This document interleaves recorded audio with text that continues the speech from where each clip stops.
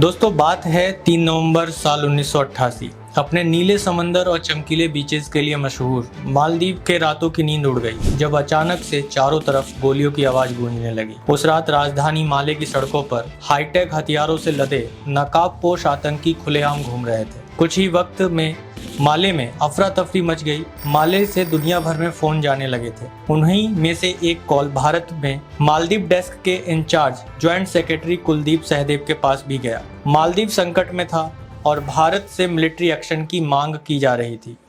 कुछ देर में दिल्ली हरकत में आ गई थी। तत्कालीन पीएम राजीव गांधी ने सेना को मालदीव में जाने के आदेश दे दिए। मालदीव को इस संकट से निकालने के लिए अभियान चलाया गया और इस अभियान का नाम था ऑपरेशन कैक्टस। ये एक ऐसा ऑपरेशन था जिसकी तारीफ दुनिया भर में हुई और भारतीय सेना ने दुनिया भर में अपनी ताकत और सूझबूझ का लोहा मनवाया। तो आखिर क्या हुआ था मालदीव में जिसकी वजह से मालदीव को मिलिट्री हेल्प की ज़रूरत पड़ी? चलिए जानते हैं। इस घटना को समझने के लिए हमें मालदीव के पॉलिटिकल हिस्ट्री को समझना होगा। ये कहानी भारत के आज़ादी के 23 साल बाद की, यानी कि 1965 की, जब मालदीव को अंग्रेजों से आज़ादी मिली। इसके करीब 3 साल बाद एक जनमत संग्रह कराया गया जिसमें जनता ने 800 साल पुरानी राजशाही का अंत करते हुए लोकतंत्र को चुना। इब्राहिम नासिर मालदीव के पहले राष्ट्रपति बने। हालांकि जनता ने जिन उम्मीदों के साथ इब्राहिम नासिर को राष्ट्रपति बनाया था, नासिर उन उम्मीदों पर खरे नहीं उतर पाए। नासिर ने देश का पैसा विकास के कामों में ना लगाकर अपने विकास में ज़्यादा लगाया। इसके बाद मालदीव के लोगों ने और विपक्षी पार्टियों ने नासिर का विरोध करना शुरू कर दिया। राजनीतिक विवाद और आर्थिक मसलों ने इतना बड़ा रूप ले लिया कि नासिर देश का पैसा लेकर सिंगापुर भाग गया। जिसके बाद 1978 में यहाँ इलेक्शन हुए और अब्दुल गयूम देश के दूसरे राष्ट्रपति चुने गए। अब्दुल गयूम 1978 से 2008 तक, यानी कि 30 सालों तक मालदीव के राष्ट्रपति रहे। हालांकि 30 सालों का ये सफ़र इतना आसान नहीं था। दरअसल सत्ता में आने के बाद से ही उनके गवर्नमेंट को गिराने की साजिशें होनी शुरू हो गई थी। इसकी पहली कोशिश 1980 में की गई जो सफल नहीं हुई। फिर दूसरा षड्यंत्र 1983 में किया गया, लेकिन इस बार भी कोशिश नाकामयाब रही। इसके तीसरी साजिश रची गई 1988 में। ये साजिश बहुत बड़े स्तर पर और बड़े प्लान के साथ एग्जीक्यूट की गई थी। इसमें प्रेसिडेंट को सीधे टारगेट किया गया जिसमें उनकी जान बाल बाल बची और इसका श्रेय जाता है इंडियन मिलिट्री के ऑपरेशन कैक्टस को। अब जानते हैं कि किन परिस्थितियों में ऑपरेशन कैक्टस की शुरुआत हुई। दोस्तों 3 नवंबर 1988 को प्रेसिडेंट गयूम एक सरकारी दौरे पर भारत के लिए निकले थे और उनको लाने के लिए एक भारतीय विमान दिल्ली से माले के लिए उड़ान भर चुका था। अभी वह आधे रास्ते में ही था कि तत्कालीन पीएम राजीव गांधी को इलेक्शन के सिलसिले में दिल्ली से बाहर जाना पड़ता है। फिर राजीव गांधी ने गयूम से बात कर तय किया कि वह फिर कभी भारत आएं। दौरा टल जाने से गयूम को दुख होता है, लेकिन वे इस बात से अनजान थे कि कुछ और लोग भी हैं जो उनसे ज़्यादा दुखी थे।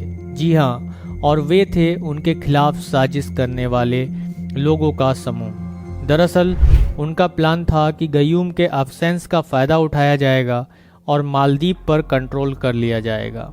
अब दौरा रद्द होने से ये प्लान फेल होता नज़र आ रहा था, लेकिन गयूम के खिलाफ प्लान करने वाले Sri Lankan extremist organisation people liberation organisation Tamil Eelam यानी कि प्लोटे के नेता महेश्वरन और व्यापारी अब्दुल्ला लतूफ़ी थे। इन सब ने तय किया कि बगावत को रोका नहीं जाएगा। इन सब के पीछे था इब्राहिम नासिर, वही जो मालदीव का पहला प्रेसिडेंट था। नासिर मालदीव से चले तो गए पर मालदीव पर शासन करने का अपना सपना नहीं छोड़ा।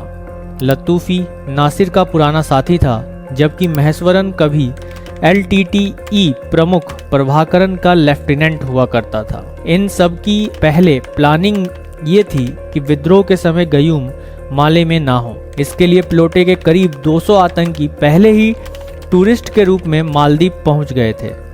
इस समय मालदीव में भारत के हाई कमिश्नर थे AK बैनर्जी, जो पहले ही गयूम की यात्रा को लेकर दिल्ली पहुंच चुके थे। इन आतंकियों ने आते ही सबसे पहले गवर्नमेंट्स की मेजर बिल्डिंग्स को कंट्रोल में लेना शुरू कर दिया। इसके साथ ही सभी एयरपोर्ट्स, पोर्ट्स, टेलीकम्युनिकेशन सेंटर्स पर कंट्रोल कर लिया। उनका मकसद प्रेसिडेंशियल पैलेस को कंट्रोल करना था। इसकी सूचना जल्द ही गयूम तक पहुंच जाती है और जल्द ही मालदीव की सेना ने गयूम के किसी सेफ प्लेस पर उन्हें पहुंचा दिया जाता है। इसके बाद प्रेसिडेंट की टीम ने दूसरे देशों से हेल्प मांगने का डिसीजन लिया। उन्होंने Pakistan, Sri Lanka, Singapore, USA, UK और इंडिया को कॉल किया। श्रीलंका, पाकिस्तान और सिंगापुर ने यह कहकर मना कर दिया कि उनके पास सफिशिएंट मिलिट्री नहीं है और यूएसए एंड यूके ने डायरेक्ट इंटरवेन करने से मना कर दिया। इसके अलावा यूएसए का nearest military base Indian ocean में डियागो गार्सिया में था, जहां से मालदीव में किसी भी तरह की हेल्प पहुंचने में 2 से 3 दिन लग जाते। अब बच गया इंडिया। इंडिया को जैसे ही इसकी खबर लगी वह हेल्प के लिए तैयार हो गया।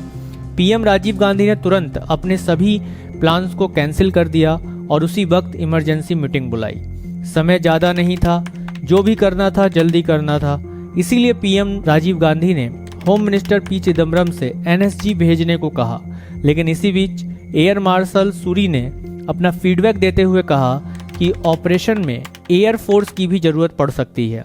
जिसके बाद army chief general VN Singh ने पीएम को भरोसा दिलाया कि ऑपरेशन के लिए पैराशूट ब्रिगेड सही रहेगी। भारत के लिए यह पहली बार था कि उसकी सेना को ऐसा टास्क मिला।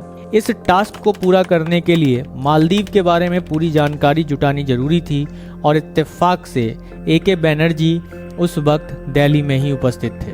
वो शाम 4 बजे ही दिल्ली से आगरा पहुंच गए, क्योंकि इंडियन आर्मी की पैराशूट ब्रिगेड का हेडक्वार्टर आगरा में ही था। ऑपरेशन की शुरुआती तैयारी में उन्होंने बहुत हेल्प की। इंडिया के लिए यह मुश्किल भी था कि उनके पास मालदीव का मैप नहीं था। ऐसे में कहीं से कॉफी टेबल बुक और टूरिस्ट मैप से इंफॉर्मेशन जुटाई गई। पहले प्लान बनाया गया कि सोल्जर्स प्लेन से पैरा ड्रॉपिंग करेंगे, लेकिन जब 50 पैरा से ये पूछा गया तो उन्होंने मना कर दिया। वजह यह थी कि मालदीव में बहुत छोटे छोटे आइलैंड्स का होना और पैरा ड्रॉपिंग के दौरान हवा सोल्जर्स को कहीं दूर ले जा सकती थी। इधर विदेश मंत्रालय में लगातार मालदीव के अपडेट्स आ रहे थे, जिससे पता चला कि माले एयरपोर्ट पूरी तरह से मिलिटेंट्स के कब्जे में है। जिसके बाद मालदीव पहुंचने का एक ही रास्ता बच गया था और वो था हुलहुले आइलैंड। दोस्तों, हुलहुले आइलैंड माले के पास का ही एक आइलैंड है। सारी सिचुएशन को परखते हुए बहुत ही कम समय में इंडिया ने प्लान बनाया, पैरा ट्रूपर्स को तैयार किया गया और शुरू हुआ ऑपरेशन कैक्टस। यह ऑपरेशन 3 नवंबर 1988 को शुरू होता है। इसके लिए फारूक बुलसारा के कमांड में Indian para commandos Agra air force station से निकलते हैं। ब्रिगेडियर फारूक बुलसारा आगरा में 50 पैरा ब्रिगेड के कमांडर थे। उनके पास 3 पैराशूट बटालियंस थी, 3, 6 एंड 7 पैरा।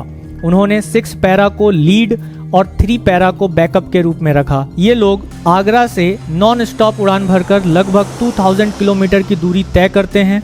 आपको जानकर हैरानी होगी कि प्रेसिडेंट गयूम के द्वारा मदद की गुहार के बाद बस 9 घंटों के अंदर इंडियन मिलिट्री उनको बचाने के लिए मालदीव की ज़मीन पर पहुंच चुकी थी।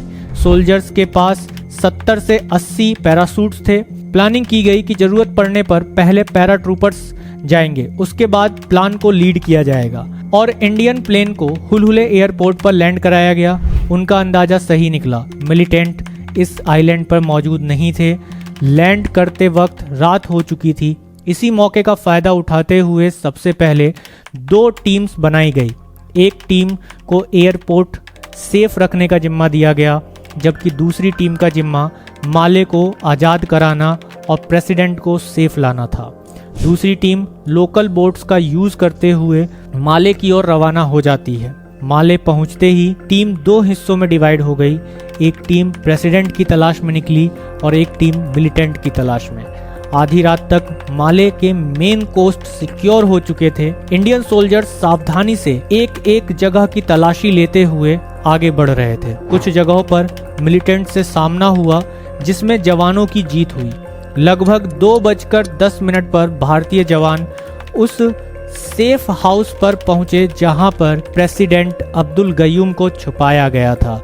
वहां पहुंचते ही प्रेसिडेंट गयूम को सेफली रेस्क्यू कर लिया गया। उनको इंडिया ले जाने की बात की गई, लेकिन उन्होंने इंडिया जाने से साफ मना कर दिया।